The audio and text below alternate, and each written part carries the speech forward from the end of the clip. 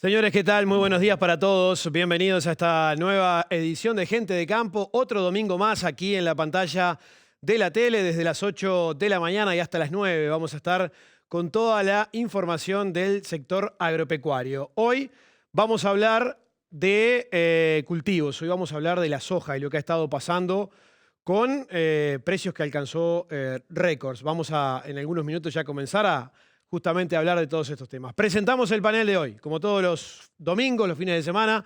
Rafael Tardáguila, ¿qué tal, Rafael? Buenos días. Gracias por estar aquí con nosotros. Juan Luis de la Piazza, ¿cómo le va? Bien, muy buenos días, un gusto enorme, como siempre, estar aquí en Gente de Campo en la tele. Bien, vamos a recibir también hoy al técnico agropecuario Gabriel Carballal, es productor del departamento de Flores y también de Soriano. Gabriel, muchísimas gracias. Bienvenido a Gente de Campo. Bueno, muchas gracias a ustedes y buenos días.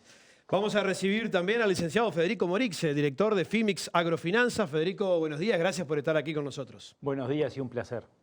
Y vamos a recibir al ingeniero agrónomo Esteban Hoffman, es profesor del Departamento de Producción Vegetal de Fagro-Udelar y también director de Unicampo Uruguay. Gracias por venir, Tato.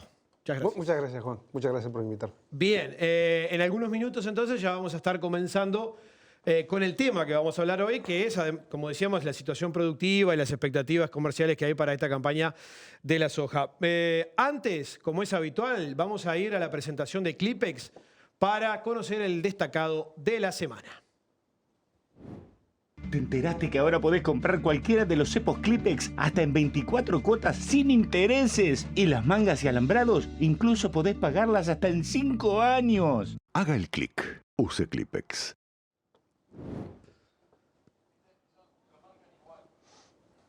Bien, vamos a la información del destacado de la semana, Rafa, y tiene que ver con los valores que está teniendo la reposición, que se afirma indudablemente de la mano del ternero. Ahí están viendo y observando en pantalla precios bueno, que realmente han movido fuerte en este comienzo de año, ¿no? Se ha dado un hito esta semana con el remate de Plaza Rural, que ya tiene más de 20 años de actuación y alcanzó el precio más alto desde que comenzó a operar Plaza Rural. $2,74 el kilo promedio para los terneros comercializados, arriba de los $3, $3,18 para los livianos.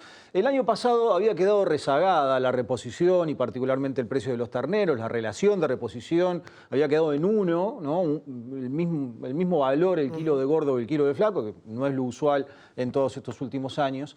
Bueno, ahora parece que sí, que hay una reacción de la reposición, el precio del gordo, las lluvias, ¿no?, que mejoraron las condiciones forrajeras. Y yo creo que hay algo también que es muy importante, que es la señal que está dando la industria. La industria cambió su discurso y está dando ahora un discurso de que va a haber un mercado firme en el mediano plazo de aquí en adelante. Está, de alguna manera, proponiéndole al sector que invierta, que ellos van a comprar porque el mercado internacional está muy firme.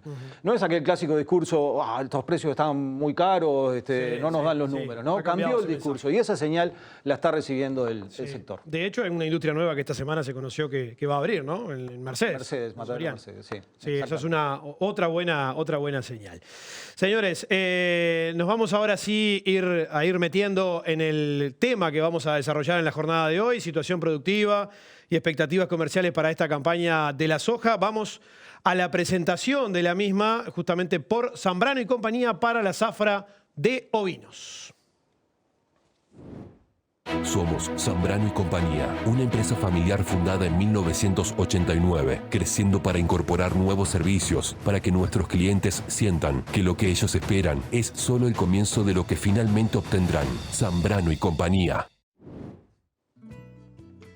Las altas temperaturas y la falta de lluvia en la región han disparado los precios de la soja y el maíz, provocando que en el caso de la oleaginosa se registrara el valor más alto de los últimos meses y cerca de los registros históricos. Brasil, Argentina y Paraguay han tenido recortes significativos en su producción de soja, y si bien las lluvias llegaron en algunas regiones, lo hicieron tarde para impulsar los rendimientos. A los recortes en la producción de la región se suman nuevas compras de China de la oleaginosa norteamericana, empujando la demanda. La suba de los costos, particularmente de los fertilizantes, es otro hecho que estaría incidiendo en esta nueva realidad, ya que amenaza las siembras de maíz y soja en Estados Unidos.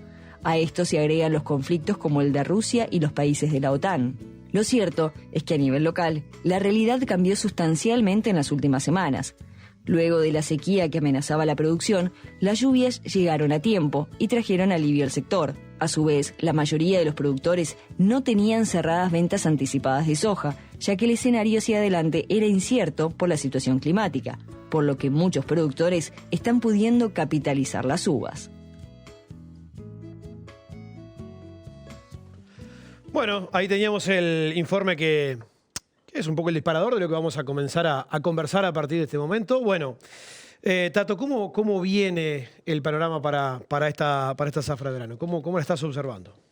Si vamos a hablar de soja, ¿sí? Empecemos hablando de soja. Para concentrarnos en el principal cultivo Sí. que tenemos acá. Y bueno, cuando estamos ahí a mediados de enero veníamos a rengo, ¿no? Salvo la zonita esa, litoral centro-sur y parte del sur del país, que venía bastante bien porque había tenido algo de lluvia en diciembre, el resto venía mal. Con un área de segunda. El Uruguay vuelve a tener un área de cultivo de segunda en general, pero en particular de soja, como las que tuvimos cuando tuvimos la explosión del trigo allá por el 2010, 2011, 2012. Más del 50%, 55%. Ese es el área estimada por la DIEA. 55% de las sojas totales de segunda. O sea, una proporción muy importante de la soja sembrada más tarde que lo normal, no solamente porque viene el cultivo de invierno, sino porque además se venía sembrando tarde porque estaba muy seco. Y venía mal porque la soja de segunda estaba una parte muy importante sin plantar. 27% del área no estaba plantado cuando se terminó la encuesta de IEA, que se ahí a mediados a fin de diciembre. Y con cultivos mal implantados y la primera sufriendo una sequía muy importante. Por suerte ahí entre el 21, 22, 23 y 24 de enero tuvimos esa cantidad de agua que en general afectó el grueso del área agrícola, salvo la zona norte y noreste del Uruguay, ¿no? Que hay poquita soja ahí. Entonces venimos bien. ¿Por qué venimos bien? Y bueno, porque la soja uruguaya que se siembra al grueso desde fin de octubre hasta el 15 o el 20 de diciembre, con los grupos de madurez que tenemos en las variedades, el llenado de grano se da en febrero y marzo. Bien. Si ahí tenemos una condición hídrica buena, venimos bien. Entonces estamos empezando el segundo tiempo bien. Claro. Hasta ahí, y cultivos que venían golpeados se recuperan muy rápido. Pero queda mucho todavía. Bien, vamos a seguir profundizando. Vamos al productor. Gabriel, ¿cómo ves el panorama para la soja? ¿Cómo lo estás observando? Y bueno, el análisis es muy similar a lo que dice el Tato. Tenemos cultivos que después de haber pasado muy mal hacia mediados de enero, porque no hay que olvidarse que tuvimos sequía y temperaturas récord históricas para el Uruguay, con picos de temperatura de 43 grados que son disparates. O sea, el requisito hídrico en esos días era tremendo. No solamente no había agua en el suelo, sino que además lo poco que había se lo llevaba a la atmósfera. Después vinieron esas lluvias. En la zona donde estoy yo totalizamos 300 y pico de milímetros. Otra rareza. En todo enero, ¿no? No, en todo enero casi 400. Oh. Teníamos del 1 al 5 de enero, tuvimos ahí un registro de más o menos 50 milímetros, ahí en esa zona de Flores, Soriano hacia el este. Con lo cual terminamos enero con 400 milímetros de lluvia y una recuperación de cultivo pocas veces vista. A mí de las cosas que me llaman la atención cuando recorro en estos días es, por ejemplo, la cantidad de inflorescencias que tienen las plantas. Normalmente nosotros hemos tenido cultivos con el porte que tenemos hoy, pero con inflorescencias que se pierden normalmente por deficiencias de clima o por falta de lluvia o por temperatura o por malezas, enfermedades. Este año tenemos cultivos que a priori parecen tener un potencial de rendimiento tremendo. Como dijo bien él, falta el segundo tiempo y precisamos que vuelva a llover en breve para confirmar eso. ¿Hay posibilidades, a pesar de ese mal arranque, de estar en rendimientos promedio récord? Yo creo que sí. Bien, ahora vamos a seguir profundizando. Federico, todo este escenario, desde los precios, ¿cómo viene? Todo este escenario ayudó a que no hayan ventas anticipadas. Capaz que si empezaba a llover los primeros días de enero, alguien se animaba a ir vendiendo, que eso desmotivó las ventas, que vino bien porque no solo no llovió acá, sino en Argentina, en Brasil, en Paraguay, y nadie vendía en la región. Y eso automáticamente motiva el mercado internacional a la suba de precios. Bien. Rafa. A mí me parece que es interesante destacar que más allá de esto, ¿no? Esta semana o la semana pasada, dado que es domingo y empieza la semana, que se llegó a los $600 para la soja, tener en cuenta que estamos hablando de un momento que es generalizadamente bueno para los precios de las materias primas, ¿no? Bueno, hablábamos al principio del precio del ternero, el precio del novillo, la soja a $600, a la leche le falta por recuperar, pero también viene en una senda de crecimiento. Otras materias primas, el petróleo, ¿no? Nosotros como importadores de petróleo superó ya los $92 por barril el Brent. O sea, es un combo de todas las materias primas que están en una senda de crecimiento de precios y que hay algunas proyecciones que hablan de que podríamos llegar a tener una década, ¿no? Goldman Sachs, por ejemplo, que podríamos llegar a tener alrededor de una década de precios altos para los commodities. Hay que tener en cuenta la inflación en Estados Unidos, ¿no? Dieron a conocer el dato de enero, ¿no? Está en el nivel más alto desde el año 82, en 40 años. Los equipos uruguayos todavía salían campeones de América en aquella época. Imagínate si hará tiempo, ¿no? Rodolfo Rodríguez y ahora ¿Qué hay que hacer recordar eso? Y ahora debe estar mirando la casa Rodolfo Rodríguez en la estancia en Durazno, ¿no? Se hará tiempo de eso. Y bueno, las materias primas son un resguardo para momentos de elevada inflación y bueno, y está actuando. Qué bien nos vendría en 10 años, ¿no? Bueno, así. la verdad que sí. Ojalá que se cumplan esos pronósticos. Vamos a ir a la primera pausa. Después, en el siguiente bloque, ya comenzamos a ahondar un poco más en detalle.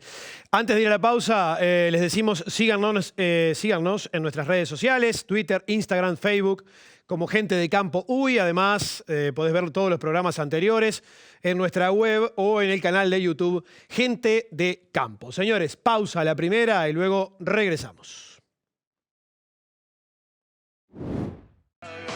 En Indarte, porque trabajamos en equipo, seguimos creciendo sobre bases sólidas y en todo el país. Integramos Plaza Rural, su mejor opción en ventas virtuales. www.indarte.com.uy. Indarte y compañía.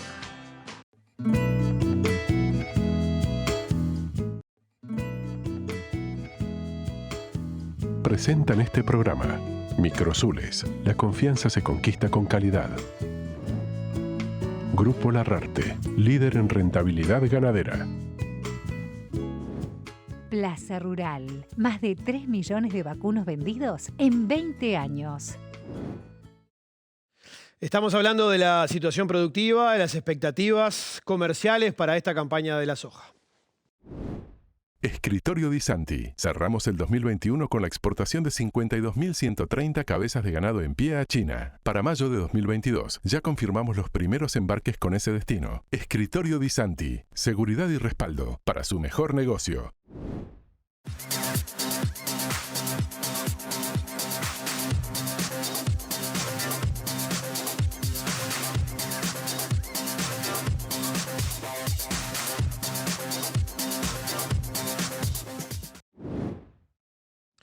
Bueno, Tato, ¿qué ha pasado o cómo viene el potencial de rendimiento después de estas lluvias, la seca que tuvimos o la falta de agua que tuvimos? Ahora ha llovido bien. ¿Se verá afectado el potencial de rendimiento o no?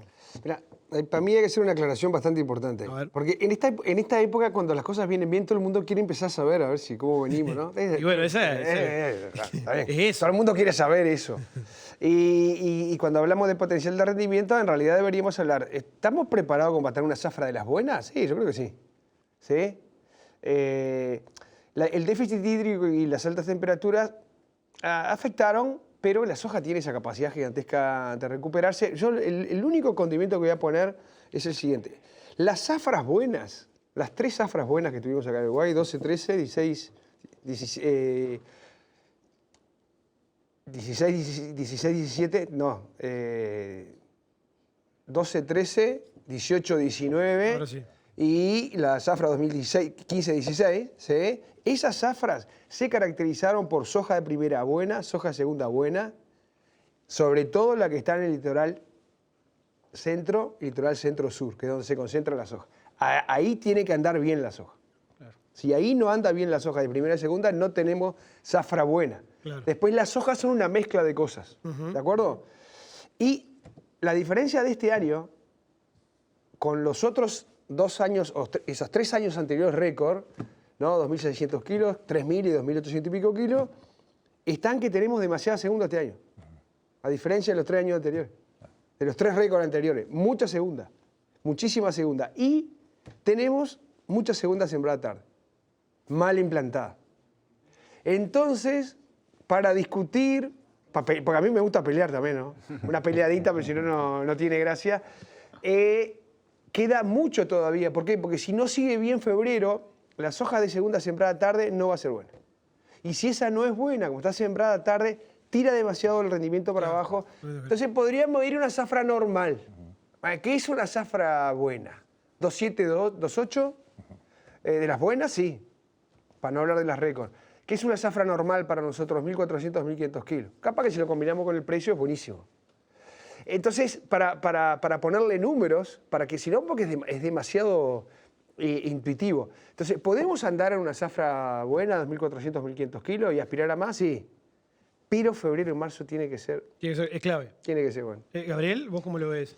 Claro, ahí y acompañando lo que dice él, juega mucho la toma de decisiones de cada productor. Se dieron algunas oportunidades de siembra que algunos productores las aprovecharon y otros no, por tamaño de maquinaria, por área a cubrir. Y algunas situaciones donde en algunos lugares llovía, estoy hablando de diciembre, fin de noviembre, diciembre, y en otros lugares no. También, si ahí estabas abajo de la nube, probablemente tengas un compendio de cultivos buenísimo, y si estabas al costado de la nube, termines sembrando a mediados de enero.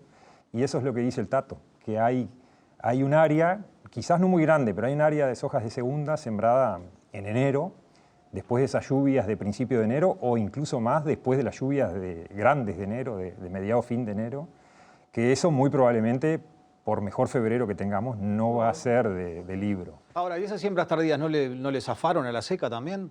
Claro, absolutamente le zafaron a la seca. Mira, tenés 2 problemas. Tenés 50 y pico, no sabemos exactamente bien del 55% de la estimación de idea de segunda, cuánto se sembró.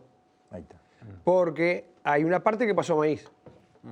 Y otra parte no se sembró. Yo conozco, en el área grande que maneja Unicampo Uruguay, hay un porcentaje de 4 o 5% de la segunda que no la sembramos, la pasamos directamente a seguramente cultivos de invierno, las vamos a limpiar en el verano, porque el riesgo era muy grande. ¿Por qué? Porque si bien zafaron la sequía, las hojas de enero son una timba. Claro. Y una timba, un riesgo demasiado grande, sobre todo porque nos exponemos a las heladas. En los años secos además corremos el riesgo de la helada demasiado temprana, con costos de producción que eran demasiado elevados. Entonces, y además otra cosa, y ya es un comportamiento de agrónomo asesor, que es, no fue muy bien en la zafra de invierno. Claro. Entonces estábamos cuidando. ¿Qué necesidad de agarrar lo bueno del invierno, complicarlo con una segunda arriba para restar? No, o sea, y lo digo esto porque ahí yo después, cuando terminemos el programa, voy a tirar un gato muerto arriba de la mesa y me voy a ir. ¿Está bien? Para los próximos programas. No, para los próximos. Tiene que ser dentro del programa. Estamos acostumbrados a pensar que el mando lo tiene el verano, porque sembramos todo en verano y no sembramos en el invierno. Yo creo que tenemos que empezar a cambiar eso. ¿Sí? ¿Sí? Definitivamente. ¿Por qué? Y porque tenemos ahora una situación, una combinación de cultivos que podemos tener, el cultivo que manda en el sistema puede ser el de invierno. Y que veníamos de precios excepcionales. Claro, también. pero podemos. Ahora están empezando a aparecer unas cosas muy interesantes para cambiar en el sentido de que si alguien hizo un invierno muy bueno, ese podría ser el equivalente a una soja de primera. O sea, el cultivo lleno que paga todo. Tenemos situaciones de 6 toneladas de trigo y cebada y 3 toneladas de canola con unos precios increíbles, que no hay soja de 4.000 kilos que le llegue a las patas. Entonces, insistimos demasiado con no hacer locura. Bueno, hubo gente que sembró tarde, tiene sojas mal implantadas, o la gente que se jugó a esas segundas con poquita agua y a eso que nunca se debe hacer en verano, que jugarse que va a llover. Normalmente no llueve. Entonces hay muchas hojas de segunda que no está bien implantada. Gabriel, ¿estás de acuerdo con lo que decía el Tato o no? Sí, con respecto a lo de los cultivos de invierno, sí. Hay que mirar mucho la ecuación hoy en día, precio y costo de insumos, ¿no? Cambió drásticamente respecto del invierno pasado, entonces hay que borrar el pizarrón y arrancar de nuevo a calcular los rendimientos de equilibrio de los 3 cultivos de invierno grandes que tenemos en Uruguay, porque realmente cambió mucho. Y cambió mucho también el valor de la soja. Una cosa es si vos hacías ese análisis con una soja de $500, otra cosa es si lo haces con una soja de 600. Ahí hay que ver y sentarse, borrar todo y arrancar de nuevo. Pero sí estoy de acuerdo con él en que el invierno, primero, es muy bueno que el invierno cobre relevancia para los productores y para la economía de los productores, pero para el país también y para el sistema de suelos nuestro es tremendamente bueno. Que hayan gramíneas de invierno en más del 50% del área de nuestro país, eso es excepcional. Y yo creo que todo lo que ayude a eso, todo lo que promueva eso es buenísimo. Claro. Federico, ¿cómo ves el programa? ¿Cómo viene el programa de precios? Además, ha sido una semana esta que terminó. Muy buena. Muy buena. Polenta, como se dice. Claro, en diciembre, justo a mediados de diciembre, arrancó la suba que hasta ahora llegamos a los $602, pero estábamos en precios bajos en diciembre. También está bueno que se borró eso históricamente, que se pensaba hoy cultivo de invierno para empatar y llegar al verano más barato. Entonces eso un poquito cambió en la cabeza de los agricultores y para bien, y están mirando, los precios de invierno ayudaron de cualquier cultivo de invierno, tuvimos buenos precios, niveles de precios de aceites también, entonces motivan a que vuelva el girasol y todo, el precio empuja, pero cada uno va seleccionando de acuerdo a sus costos y a su manejo también. Entonces, estamos en una situación muy buena. Ojo, los precios pueden seguir subiendo. Aunque uno diga, estamos precios récord, sí, pero tenemos todavía nuestra cosecha, la cosecha de Argentina, que es un jugador muy importante, el sur de Brasil, y después en ese mismo momento estamos en la siembra de Estados Unidos. Que eso puede perfectamente el mercado subir $100 más, tranquilamente, pero igual hay que pensar que históricamente estamos en muy buenos valores, no solo en soja, en maíz, en trigo, en cebada. Ya la gente está mirando los precios de la colza y la canola para el año que viene, para el invierno. Están tratando de hacer seguros de precio de trigo. Con esta suba de precios ya todos empiezan a mirar no 6 meses, un año, hasta 1 año y medio más para adelante. Y eso está cambiando. Ya se transforman de productores a empresarios. Y eso está muy bueno. Los ojeros que estaban pensando en vender después de esos $100 adicionales que acaba de... Ahora no vende nadie. Una pregunta. ¿Cuánto es el precio de referencia? Porque tomamos las decisiones con el diario del viernes. Totalmente. Y la jugamos con el del lunes. Somos unos fenómenos. No, la tenemos que mirar con el mismo ojo cuando tomamos la decisión. ¿Cuánto estaba el precio de la soja hace un mes atrás, a principio de enero? Y a principio de enero estábamos casi $100 menos. Terminó $500. 31 de diciembre, $480. Ahí está. Ahí tenés. Con esas decisiones tomamos las cosas. Entonces, la cuenta que sacamos, que teníamos un margen en muchos cultivos de invierno, un margen increíble y un número que con $480, $500 era un número, pero no daba para arriesgar. Si te decían 600 en ese momento, claro, estabas en sí, claro. Es como si decía la gente de vuelta la canola $700. Claro. Vamos a tener canola en las canchas de fútbol. Claro. ¿O no? Sí. Entonces tomamos decisiones con el del viernes. Pero hay otra cosa, que es, no termina el mundo después de la segunda. Empieza después. Entonces, estamos enseñando a los agricultores, y bueno, en particular me toca a mí también, a los profesionales, ¿sí? Es de que en realidad a veces un mal cultivo de segunda no es solamente retirar parte del margen que hiciste el invierno, sino complicar lo que viene después. Totalmente. Sembramos tarde, pero además hay otras cosas novedosas. Es sin barbecho, menos nitrógeno, el nitrógeno está caro, era mucho mejor negocio haber dejado eso en el verano, libre. Los principales problemas que tenemos nosotros en el sistema hoy son las malezas resistentes y los costos de malezas los limpiamos en el verano. Para invitar a la gente a pensar que quizás suspender un verano en una pequeña parte del área, porque la gente lo mira como si eso fuese todo, y no es todo. No. A veces es un 5 o 10%. Yo no entiendo por qué la gente se hace el harakiri con el 5% del área. Si vos tenés el 50% del área sin sembrar y estás en enero, tenés un problema. No, de verdad. Pero a veces con un porcentaje chiquitito, que es lo que estaba pasando en el litoral, ¿sí? Y bueno, a la gente, porque en los modelos de decisión cuesta demasiado no sembrar. No te olvides, Tato, que tuvimos años donde ese 5% era la rentabilidad de las empresas, ¿no? Sí, pero no estamos hablando de eso. No, de acuerdo, No. de acuerdo. No, Pero probablemente el ahí análisis... yo empiezo, ahora se puede pelear con Gabriel. Sí, me tranquilo, encanta no hay pelear con problema. Gabriel además, ¿no? El Lo voy a análisis hacer no ahora. aparta, no hay ¿Cuándo? problema. ¿20 minutos quedan? Bueno, está. El análisis probablemente venga movido un poco No, por ese justamente, yo creo que lo bueno, y para eso precisan a los profesionales, y a las empresas que pueden dar una mano es justamente, es ubicarse. Pero además somos todos distintos, porque lo que cambia es el riesgo. En una situación de ese tipo no hay riesgo. Claro. Es muy poquitito, hay mucho para ganar. Porque si no tomamos la decisión es porque venimos acostumbrados. Exacto. No, me parece que no.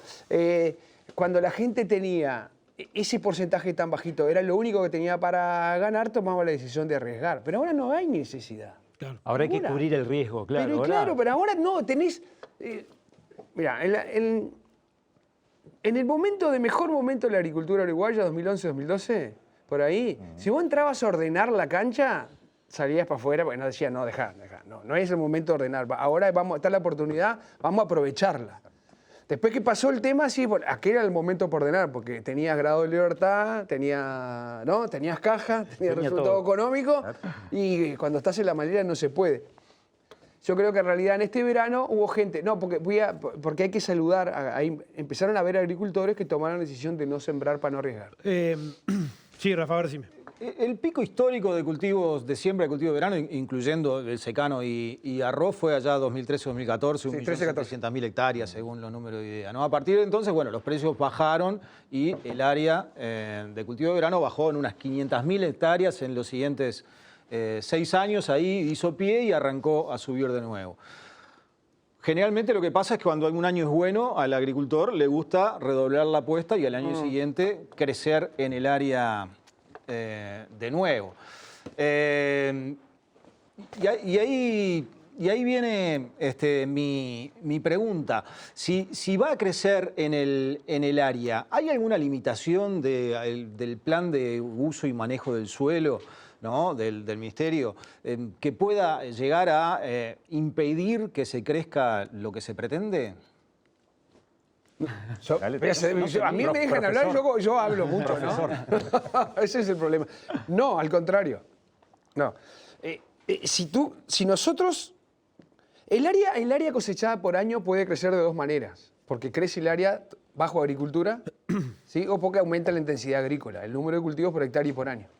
Ha crecido muchísimo la intensidad agrícola.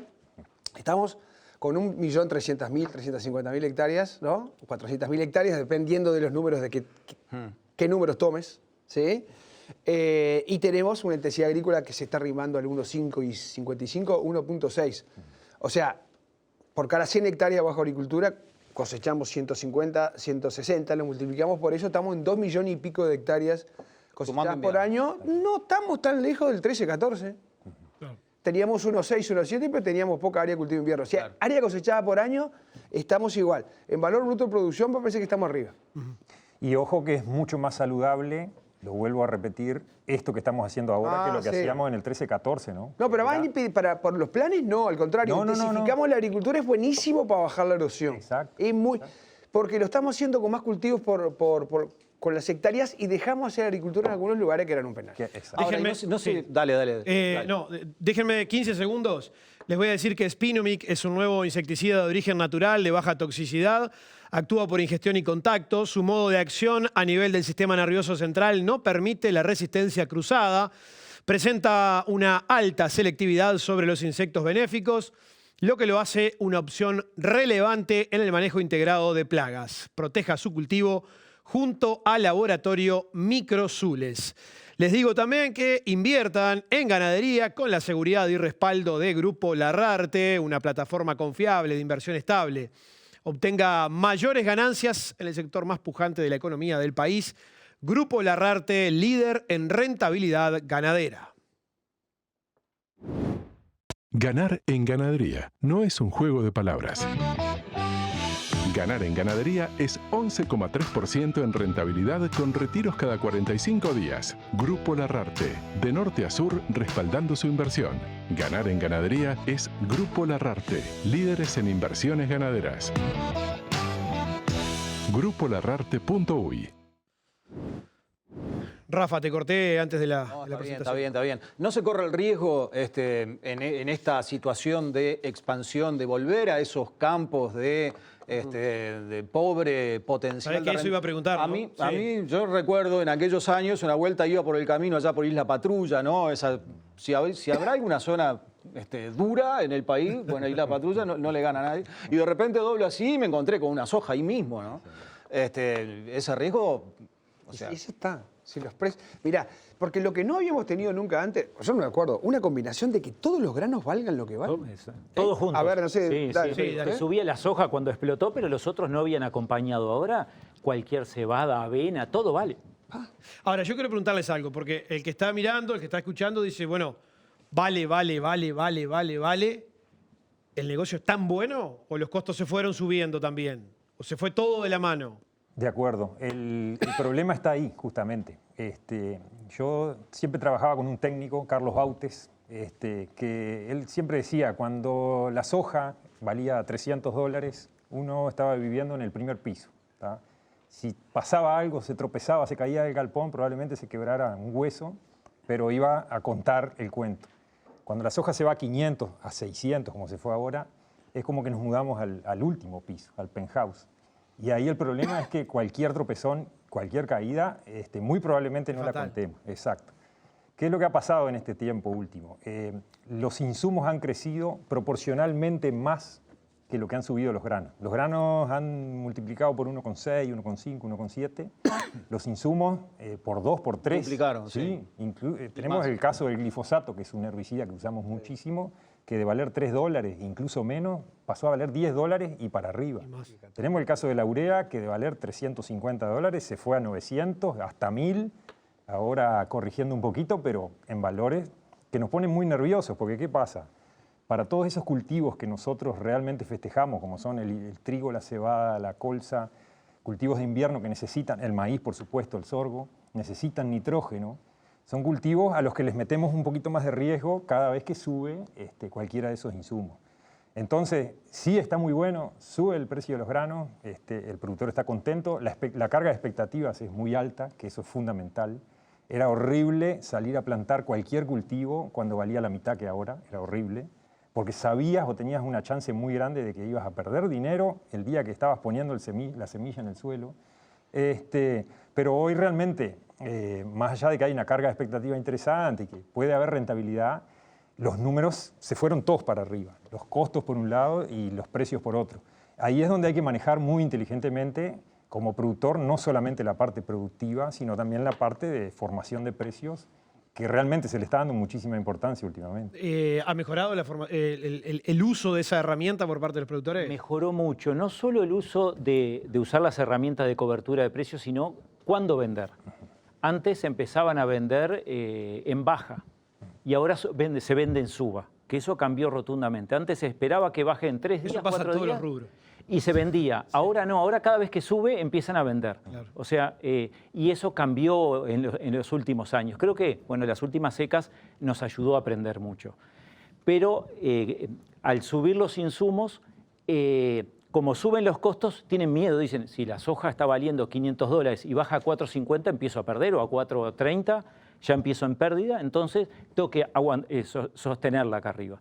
Y ahí es en donde el productor dice, ¿qué herramientas tengo para mantener este precio? Y en donde empezó a utilizar estas herramientas. Cuando uno tiene costos bajos y el valor no mueve mucho, pero está dando una pequeña rentabilidad, todos se quedan quietos.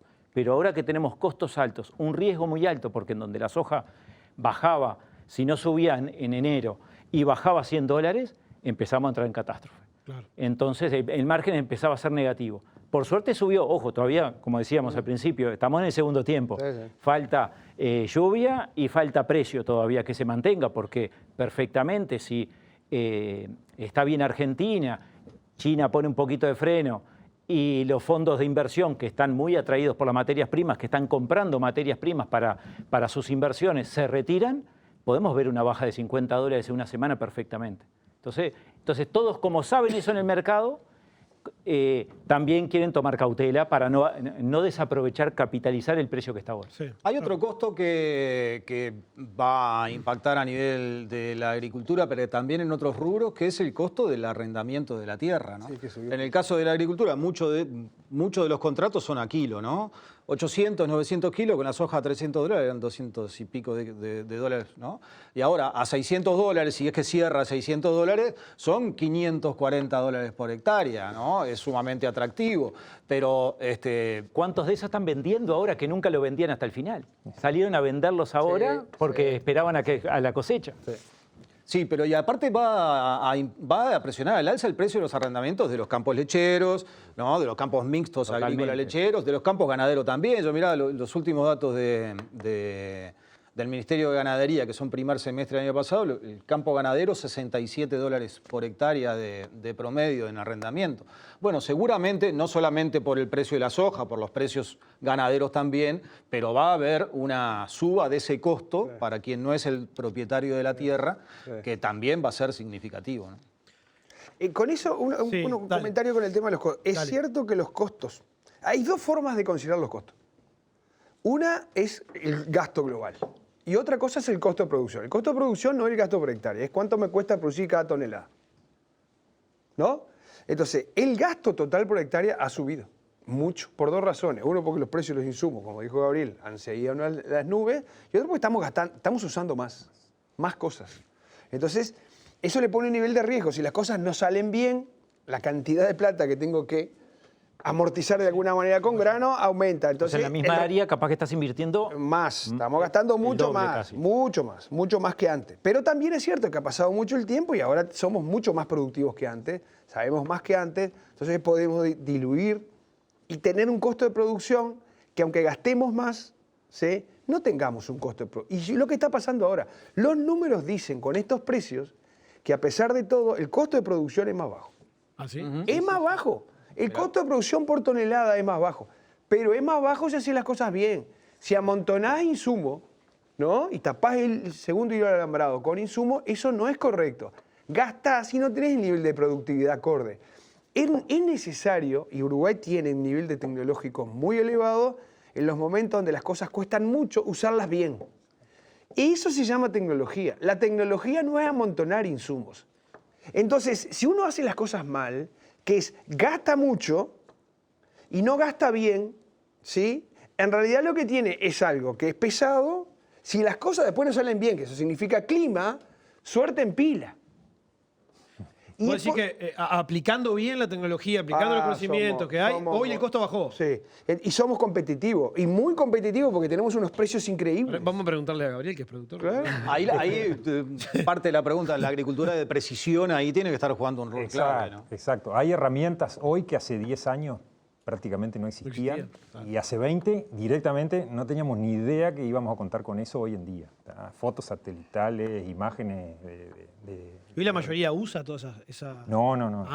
Ahí está lo que dice. Ahí está el tema. Aquel productor que empieza a utilizar ese tipo de información, yo controlo mis costos gastando más, como dice él. ¿Sí? Si yo produzco algo, gastando produzco algo que vale 1,5, en realidad estoy bajando los costos.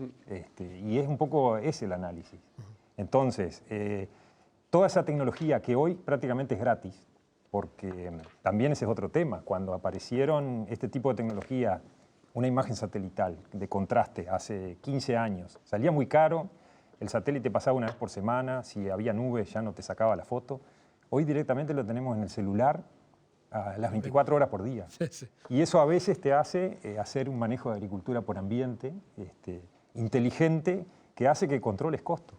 O que un ingeniero que antes podía controlar o seguir 3.000, 4.000 hectáreas de agricultura, hoy capaz que puede seguir el doble, porque tiene todas esas herramientas que lo ayudan. Eso es bajar costos. Un comentario con el tema cuando tenemos precios muy buenos, ¿no?, empiezan a subir y los insumos y los costos y los servicios suben con delay y después terminan siendo elevadísimos y se cuelgan allá arriba y no quieren bajar. Esa es la historia que conocemos. Siempre bajan más tarde. Y después siempre bajan más tarde. Hasta ahora los precios de los granos están allá arriba, no quiero ni pensar cuando bajen. El tema es cuando tú tenés un gasto muy grande por hectárea y tenés un default productivo. Claro, sí. Ahí es donde precisamos, además de la buena agronomía y de la buena tecnología, que es hacer lo que hay que hacer, cuándo hay que hacerlo, gastar lo que hay que gastar, cuándo hay que gastarlo, ¿sí? ahí es donde precisamos los seguros agrícolas. Exacto. Que se está trabajando. Si no que se está llovía, avanzando. ¿a dónde iba mamá? Claro, ¿A dónde porque, iba todo? porque nosotros tenemos un nivel de riesgo muy alto al producir a cielo Claro. abierto. Se está avanzando en seguros agrícolas. Necesitamos mucho, Sí, sí. pero también falta mucho. Bien. Antes de ir a la pausa, les digo que este miércoles y jueves se realizó el primer remate del año de Plaza Rural. Les presentamos los promedios en el siguiente informe. Estos son los promedios del remate 243 del 9 y 10 de febrero de Plaza Rural.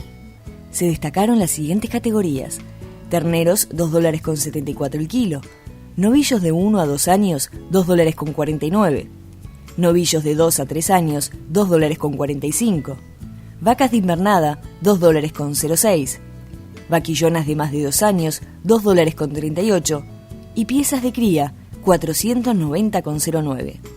Plaza Rural, más de 3 millones de vacunos vendidos en 20 años. Pausa comercial. Luego de la misma regresamos para el último bloque de Gente de Campo. Disfruta de tu hogar todo el año con los vidrios DBH de Alú Cortinas, generando ahorro energético, eliminación de ruidos externos y vidrios empañados, ideal para aberturas nuevas o existentes. Hace posible tus proyectos y reformas con vidrios DBH de Alú Cortinas.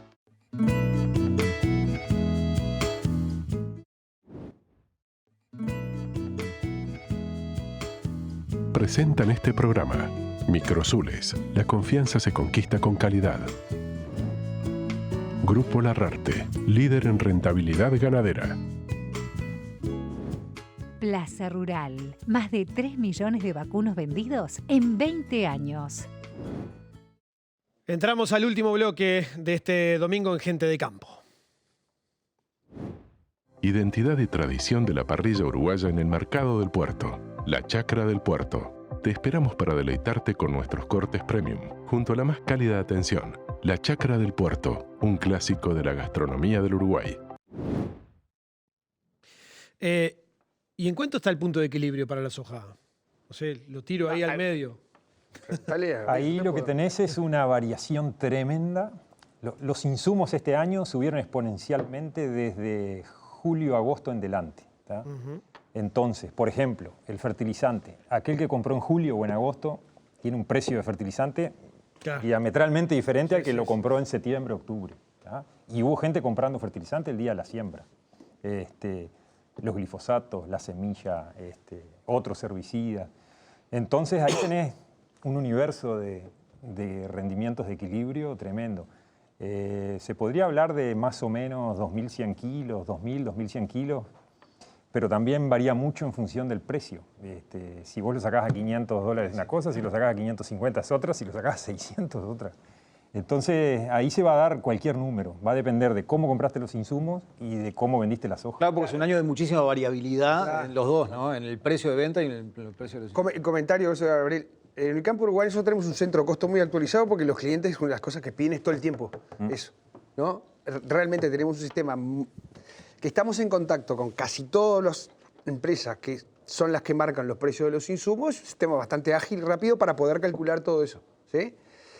La semana pasada, que estaba 5.40, ¿cuánto estaba? Hace una semana atrás. 570. Bueno, está, ponele. Sí. Nosotros hicimos los costos con $550, ¿sí? Con $550 sin renta, una soja de primera en promedio para todos los ambientes, tenga cobertura o no tenga, bueno, estaban 1.200 kilos. Ahí está. Está, 1.200 kilos. Y las hojas de segunda andaban por 900, 950 kilos. Sin renta. Sin renta, Sí. que es el costo que vos tenés que sacar porque hay gente que tiene renta de 800, de 900, de 1.000, de 600 y no hay renta, ¿no? Obviamente que cuando vos tenés costos en alta y tenés renta, 500 y pico dólares, pero siguen siendo 800, 900 kilos de soja, claro. te vas a los 2.000, 2.100. Exacto. 2.000, 2.100 es un costo, si lo miramos aislado, 2.000 kilos, 2.100 kilos no es un costo elevadísimo. El problema son los 1.100, 1.200 que tenés que matar con la renta. Ahí es donde está el problema. O sea que el costo de producción en términos relativos no está elevadísimo. Y si te va bien, el negocio es muy bueno. Es muy, muy bueno. Pero el riesgo es altísimo. Pero para hacerlo, lo que pasa es que cada día, cada semana que pasa... Se agregan 30 dólares. Claro, va bajando. La renta sigue y esto otro sigue bajando. Estamos capaz que en 1100 hoy, sin renta. Hay que esperar todo este terminado de febrero la lluvia, ¿no? Eso es bueno. Y después lo que estaban diciendo Rafael y lo que decía Gabriel, la diversidad de situaciones de producción es muy grande. Definitivamente es muy grande. Hay gente que está, hay un área que es un 30-40% de la soja de primera, estos son datos postas, ¿no? Que está arriba de suelos con niveles muy bajos de fósforo y potasio. Bajos. Los costos de producción ahí exceden los 1.500 kilos de soja. Claro, ahí ya estamos. Claro. Y además son suelos que cuando mirás y falla el agua son los que rayan abajo en productividad. Que ojo, un poco fue lo que dijo él, la inteligencia de, en los momentos en que podía haber algo, construir reserva de fertilizante. Va por ahí la cosa. Sí, Ahora, Rafa, vos manejás muy bien los números de la ganadería. Me asustaste, pensé que ibas a... No, está bien lo de la ganadería. La ganadería está viviendo un momento muy bueno también. ¿Qué puede pasar? Algo tiramos hoy, pero no profundizamos más nada. ¿Qué puede pasar? ¿Puede haber áreas que nuevamente ingresen en áreas de ganadería otra vez o no? ¿Áreas de yo creo que cultivo? con una soja arriba de los 500 dólares, como decía Fede, por más que la ganadería esté pasando por un momento muy pujante, la tentación de hacer un cultivo y que en 6 meses puedas tener un resultado económico sustantivo, bueno, la tentación va a estar ahí, pero claro, la ganadería va a dar la pelea, la forestación también está dando la pelea, ¿no? Con la segunda planta de UPM. Con capaz que negocios un poquito más estables, ¿no? Sería lo más saludable, ¿no? Sería lo más saludable y no andar pegando barquinazos que en alguno de esos barquinazos te vas a magullar. Claro, el tema es que te sube 150 dólares en 3, 4 meses y después capaz que en 6 meses lo vuelve a bajar. Entonces, es mucha volatilidad que está teniendo el precio. Por eso, el que esté pensando hacer eso, es bueno ir mirando ya un año para adelante. Porque si empezamos a mirar un año el precio para adelante, ya para el 23, julio del 23 está en 500 dólares.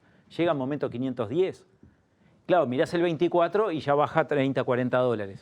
Nadie lo va a mirar tan lejos, pero es un momento ahora que hay menos producción y además los fondos que no saben en qué invertir y compran materias primas. Claro, hay muchísimo dinero en el mundo. Yo leí el otro día un informe del Fondo Monetario Internacional.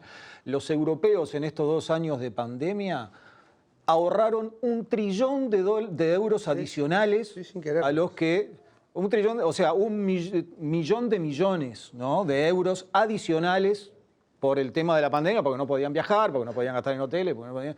O sea, capaz que está mal distribuida el dinero en el mundo, ¿no? Aunque nunca estuvo tan bien distribuido como ahora, eso también es verdad.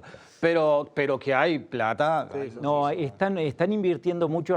Hay que recordar que en diciembre muchos fondos de inversión salieron de manera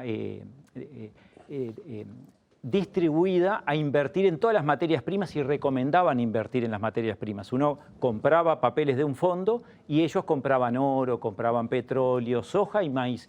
Recomendaban soja, maíz y aceites y harinas. Y esos mismos fondos, el que invierte sale y compra soja. Entonces, automáticamente es gente que empieza a comprar y compran 1, 2, 3, 4, 5 millones de toneladas por día. Claro. Vos estás con los mercados en el día a día, Federico. ¿Qué se ve hacia adelante? Se ve, por ahora van a seguir colocando en materias primas porque la coyuntura de ven seca en Sudamérica, dicen, compremos, aprovechemos. Ahora lo que va a marcar cierta tendencia va a ser después la siembra en Estados Unidos, que es uno de los productores más grandes del mundo y exportadores, si hay seca o no para los cultivos de verano. Y eso va a acelerar o va a disminuir, que se van a ir a otros sectores. Y ahí perfectamente puede venir una baja, que fue lo mismo que pasó en mayo del año pasado. Subió, llegó hasta 610 y después bajó hasta 450. Y un potencial cisne negro que puede ser esto de la invasión de Rusia a Ucrania, ¿no? Claro. No hay que olvidarse de esas cosas. Tenemos que ir cerrando. Les voy a agradecer muchísimo que hayan estado aquí presentes en el día de hoy. Les vamos a dar un voucher obsequio de la Chacra del Puerto. Es un almuerzo para 2 personas. Muchísimas gracias, Tato, por haber estado con nosotros. Martín. Gracias a ti. Federico, Muchísimas gracias por haber venido. Gabriel, lo mismo, gracias por haber venido. Bueno, el voucher muchas obsequio. Rafa, el próximo Nos toca. peleamos el tuyo. ¿Ah? Gracias a los 4 por estar presentes aquí. Nosotros nos vamos. Nos reencontramos el próximo domingo, como es habitual, a partir de las 8 de la mañana, aquí por la pantalla de la tele, con más Gente de Campo. Que pasen ustedes muy bien.